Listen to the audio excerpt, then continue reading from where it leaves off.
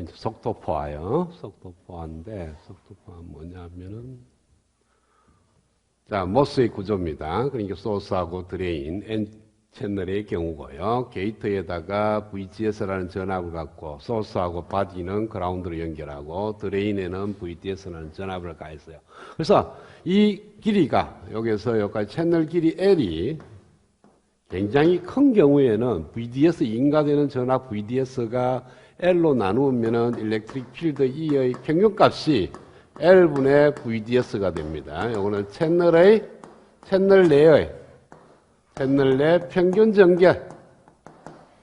그러니까 어느 쪽에는 강하고 어떤 쪽에 약한 데가 있기는 있는데 전체적으로 평균적으로 본다면 인가되는 전압에다가 거리 L을 나누게 되면은 요 채널 내에 들어있는 어떤 포인트에서의 일렉트릭 필드의 평균값이 됩니다. 그래서 L이 클 때는, L이 라지 될 때는 뭐 별 문제가 없어요. 왜? 일렉트릭 필드가 작으니까 별 문제가 없는데 이 L이 이제 작아지면은, L이 스몰로 작아지면은 인가되는 VDS는 변함이 없고 L이 감소하면은 일렉트릭 필드 E가 증가를 하게 됩니다. 그러면 일렉트릭 필드 E가 증가하면은 어떤 현상이 일어나는지를 들여다본 것이 첫 번째가 속도 포화입니다.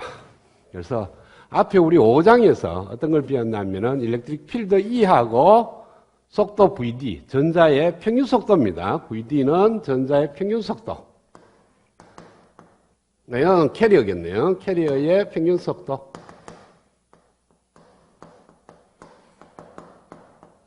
속도하고 일렉트릭 필드 E가 비례하는 관계를 만족하는데요. 그 비례 상수를 우리는 모빌리티 U로 표현합니다. 그래서 실질적으로 일렉트릭 필드 E하고 캐리어의 속도 VD하고 관계 그래프를 그려보니까 여러 종류가 나오는데 딱 두 개는 그리겠어요. 실리콘의 경우 전자의 실리콘 내에 들어있는 전자의 속도하고 또 가륨 아세나이드에 들어있는 전자의 속도 두 가지의 케이스만 그림을 그리고 그 외에는 책에 5장 그림을 보면 다 나와 있어요. 나와 있는데 이 두 개만 특정하게 얘기하면은 처음에 낮은 일렉트릭 필드가 낮을 때는 일렉트릭 필드하고 속도 VD가 이렇게 직선적으로 증가를 합니다. 증가를 해서 일반적으로 우리가 실리콘일 경우에 모빌리티를 1350cm 제곱 파세커 그 다음에 가렘 아세나이드들은 8500cm 파세커라고 가서 봐. 이게 왜 되나? 속도가 cm 파세커고 일렉트릭 필드가 U는 VD 나누기 E가 되는 거니까 E가 볼트 파 센티미터. 그래서 얘를 센티미터 파 볼트 세커 단위네. 볼트 세커. 그래서 실리콘의 경우에는 일렉트론의 모빌리티가 1350 제곱 센티미터 파 볼트 세커가 되고요. 가륨 아세나이드인 경우는 가만히 보면 수치가 굉장히 차이가 나죠. 8500 제곱 센티미터 파 세커. 그러니까 전자의 경우에 실리콘보다는 가륨 아세나이드가 굉장히 빨리 움직입니다. 같은 일렉트릭 필드라도 같은 전압을 가하더라도 가륨 아세나이드가 굉장히 빠르게 움직이기 때문에 하이 프리퀀시용으로 많이 사용되는 거예요. 가륨 아세나이드가. 근데 이제 빛 쪽으로도 쓰지만은 하이 프리퀀시용으로 많이 쓰는 것은 요 이유 때문입니다. 근데 그거는 요 현재 속도 포화하고는 관련 없는 얘기고요. 그래서 일반적으로 낮은 전압인 경우에는 낮은 일렉트릭 필드에서는 큰 문제가 없고 UN이 이와 같이 일정한 값을 갖게 되는 겁니다. 그래서 우리가 앞에서 모스 구조에서 이동도는 일정하다고 두고 계산을 했기 때문에 요 영역에 대해서는 계산이 맞아요. 맞는데 문제는 뭐냐면 이쪽 영역으로 오면은 이게 속도가 더 이상 증가하지가 못하고 이렇게 증가하지는 못하고 어떤 V 서멀 벨로시티에 의해서 이렇게 일정한 값으로 유지가 되는 겁니다. 그리고 서멀 벨로시티라는 것은 보통 10의 첼시움 센티미터 파 세커니까 이 정도의 속도로 포화가 돼버려. 그 일렉트릭 필드 크기가 보니까 한 10의 5성 정도 또는 한 10의 4성 10의 4성 이상이 되어버리면 더 이상 이 관계식을 만족하지 않는다는 거예요. 그래서 높은 전개로 가게 되면 속도가 더 이상 증가하지 않고 일정하게 된다. 일렉트릭 필드가 아무리 증가하더라도 그런 현상이 나타나는 것 같다가 우리는 속도 포화라고 얘기를 합니다. 그러면은 여기에서 인가되는 VDS가 만약에 5V라고, 그리고 L이 만약에 1마이크로미터라고 생각하면은, 1마이크로미터에 5V가 하면은, VDS가 5V, 그 다음에 L의 크기가 1마이크로미터는 10의 마이너스 4성 센티미터가 될 거니까, 일렉트릭 필드 E를 구하면은, 5 곱하기 10의 4성 볼트 파 센티미터가 됩니다. 그죠? 그러면 어느 위치에 되느냐 하면은 10의 4성이니까 한 이 정도 되겠죠. 그쵸? 이 정도 되니까 전자의 속도는 모빌티하고 전혀 무방하게 V 서멀이 돼버려. VD가 V 서멀이 돼버리는 거죠. 그러면은 여기에 전압이 변한다 하도, VDS가 변한다 하더라도 여기에 있는 전자는 속도가 일정해. 그러니까 여기 들어있는 전자의 속도는 일정한데, 자, 우리가 전류를 구할 때 어떤 면에 전류를 드리프트 커런트를 어떻게 계산하냐면 어떤 일정 면을 둡니다. 이 면을 1초 동안에 딱 지나가는 차지양을 계산해서 그것이 전류다라고 얘기를 해. 그러면은 여기에 들어있는 전자의 밀도가 있을 거고요. 그 밀도에다가 속도만큼, 그러니까 속도만큼 1초 동안에 갈 거리니까 여기 있는 전자가 1초 후에 요 도착하니까 요 안에 들어있는 전자가 모두 다 이 면을 지나갑니다. 그렇죠? 그러면은 요 최적에다가 요 들어있는 전자의 밀도를 곱하면은 요 면을 지나가는 1초 동안에 지나가는 전자의 개수가 될 거고 거기에다가 차지 Q를 곱하면 돼. 그것이 우리가 앞에서 구한 드리프트 커런트를 정의할 때 썼습니다. 그러니까 일단 반도체공학 1에서 드리프트 커런트를 구할 때 그 방법을 썼는데 지금은 조금 달라요. 왜? 균일하게 여기에 채널에 균일하게 전자가 모여 있는 것이 아니고 이렇게 내려가면 내려갈수록 바디 쪽으로 갈수록 전자가 희박해지죠. 그렇죠? 그래서 균일한 밀도가 아니기 때문에 최적에다가 속도를 곱하면 안 되고 여기에 왜 되냐면은 요 전체적으로 점 2미의 점 X에서 이렇게 밑으로 내려갈 때 차지 양이 QNX가 되죠. 그렇죠? 그 QNX가 단위 시간당 지나가는 거리, 그러니까 속도죠. 속도 QNX 곱하기 V 서멀, VD를 써야 되죠, 원래는. 그래서 드레인이 흐르는 전류가 QN이 네거티브 때문에 마이너스를 붙였습니다. QN 자체가 마이너스니까 마이너스 붙이는 거고, 그 다음에 속도가 있는데 그 속도가 포화가 돼버렸죠, 그쵸? 포화가 돼버렸으니까 V 서멀로 들어가야 돼. 그래서 전압하고 전혀 무관한 일정한 값이 유지가 됩니다. 이게 포화예요. 세츄레이션 됐을 때의 값입니다.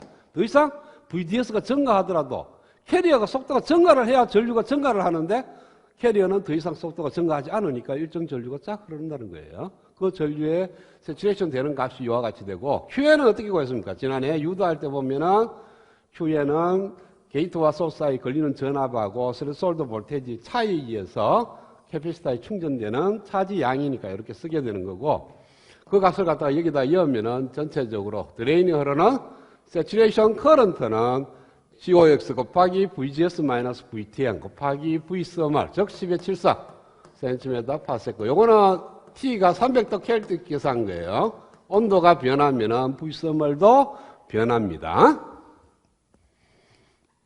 자, 그러면은 요 흰 라인하고 이 파란 라인하고 지금 비교를 하는 겁니다. 그래서 어떤 VDS에 따라서 드레인에 흐르는 전류 ID를 측정하면은 앞에서 우리가 유도한, 그러니까 속도 포화하고 관계없이 우리가 이렇게 그리면은 이 점선까지는 오밍 영역이고 그 다음에 세츄레이션 영역이 되는 겁니다.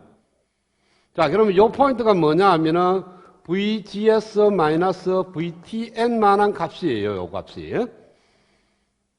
그러니까 VDS가 VGS-VTN이라는 값이 되면은 포화가 돼서 더 이상 전류가 안 변해.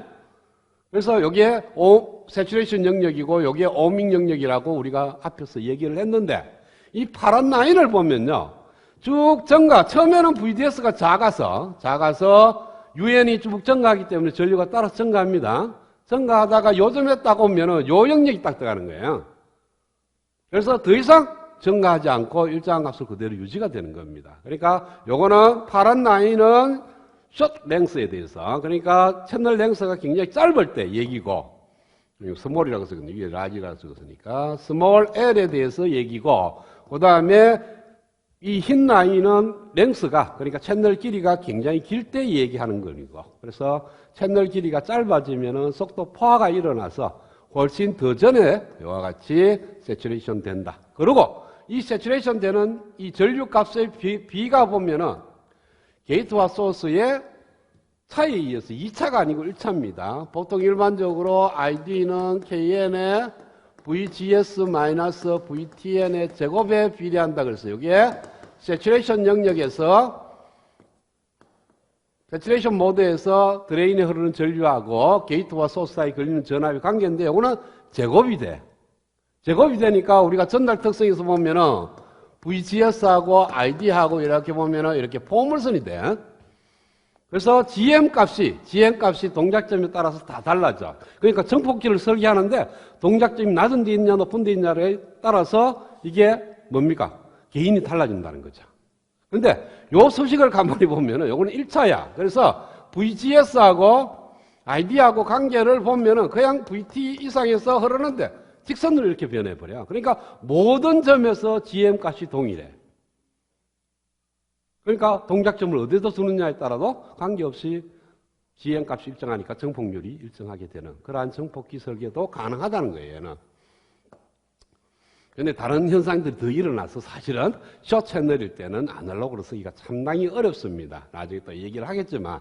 근데 지금 현상으로 보면은 이것이 세츄레이션 영역에서 드레인이 흐르는 전류하고 세츄레이션 영역에서 흐르는 전류하고 그 다음에 VGS-VTN하고는 일반적으로는 제곱에 비례한데 여기서는 1차로 비례한다. 차이점이 있습니다. 자, 그래서 우리가 GM을 구해보면은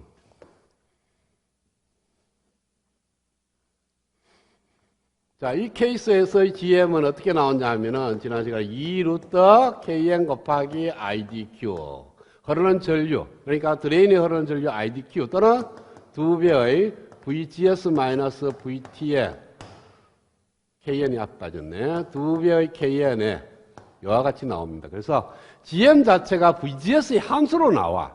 일반적으로 우리가 모서를 구면. 근데 요 케이스는 GM 케이스는 라운드 VGS분의 라운드 ID이기 때문에 여기에 있는 이 ID를 갖다가 VGS에 대해서 미분을 하게 되면 얘가 없어지니까 COX 곱하기 V 서멀. 여기에 콘스탄트 값이 돼요.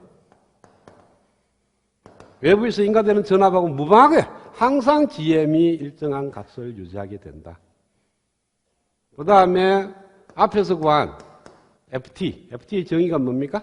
개인이 1 이상 되는 주파수, 개인이 1 되는 포인트의 주파수니까 FT가 우리가 정폭기로 쓸 수 있는 최대 주파수를 의미하는 겁니다. FT가 앞에서 수식이 어떻게 유도가 되느냐면은 2파이 CG분의 GM이라고 나와 있습니다. 그래서 2파이 CG가 COXWT분의 GM이 지금 W, COX, 그 다음에 V 서멀.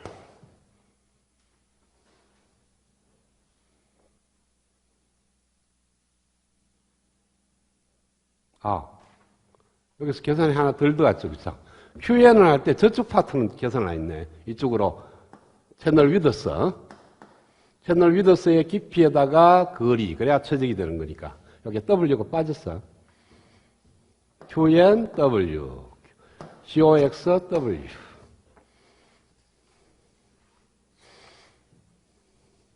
그래서 여기에 W, COX, V씨말. 그래서 W 없어지고 COX 없어지니까 또 이거는 L이고 2파이 L분의 V 서멀 이렇게 나옵니다. 그래서 컷오프 프리퀀시 자체가 채널 랭스 L에 반비례하는 정도 나타나게 되는 겁니다. 자, 수식은 나중에 뭐 현장에 가서 일을 할 때는 수식은 책 들다 보면 되는 거니까 제일 중요한 거는 뭡니까? 속도 보완하는 것은 어느 정도 일렉트릭 필드가 증가하면은 일반적으로는 속도가 일렉트릭 필드에 비례하는데 높은 일렉트릭 필드에서는 속도가 증가하지 않고 일정한 값을 유지한다. 그걸로 인해서 모스에서 나타나는 현상이 보통 일반적으로 높은 전압에서 세츄레이션 포인트가 나오는데 그 전에 이미 속도 포화가 돼서 모스의 출력 특성의 포화 현상이 먼저 세츄레이션 영역이 먼저 나타난다는 거예요. 채널 랭스가 작아지면 일반적으로 같은 VDS에 의해서 만들어지는 일렉트릭 필드가 높기 때문에